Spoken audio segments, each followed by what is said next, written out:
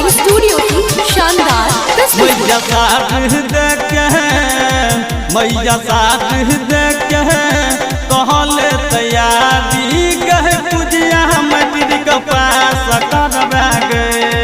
मैया साथ देखे बन जो पुजारी कहे पूजिया मटिर के पास करबा गए। पूजिया मटिर के पास करबा गए।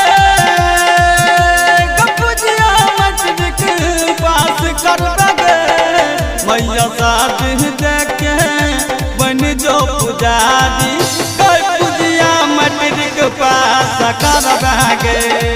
मैया साथ देखे कहले तैयारी कई पूजिया मटिर के पास करबा गए। पूजिया मटिर के पास करबा गए।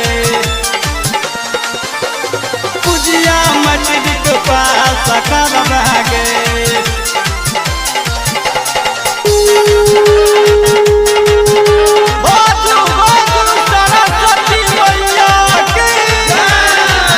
आप सुन रहे हैं शिवानी रिकॉर्डिंग स्टूडियो की शानदार प्रस्तुति।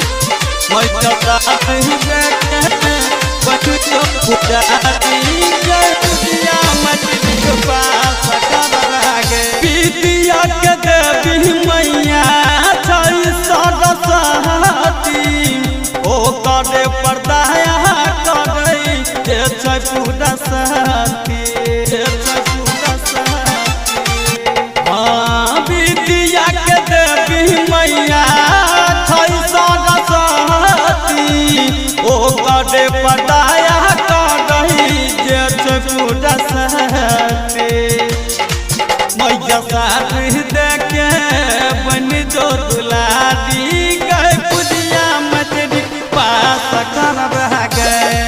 मैया साथ देखे बन जो पुजारी गए पूजिया मटिर के पास करबा गए। पास करबा गए। मटिर के पास करबा गए। मटिर के पास करबा गए। मैया के चर्चा जग में बहुत शोर छे। धाकर धर्मेंद्र के जिंदगी पूरा जोर से। हाँ मैया के चर्चा जग में बहुत शोर छे। धाकर धर्मेंद्र के जिंदगी पूरा जोर छे। मन दुलार में गए छोड़ो नहीं दुआरी गए पूजिया मटिर के पास करबा गए। इह गलते में के धोले दुआरी गए पूजिया मटिर के पास करबा गए।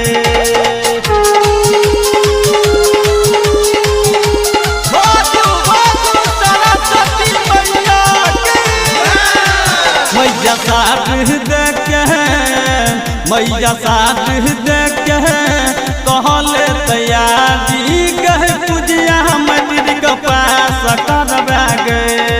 मैया साथ देखे बन जो पुजारी कहे पूजिया मटिर के पास करबा गए। पूजिया मटिर के पास करबा गए।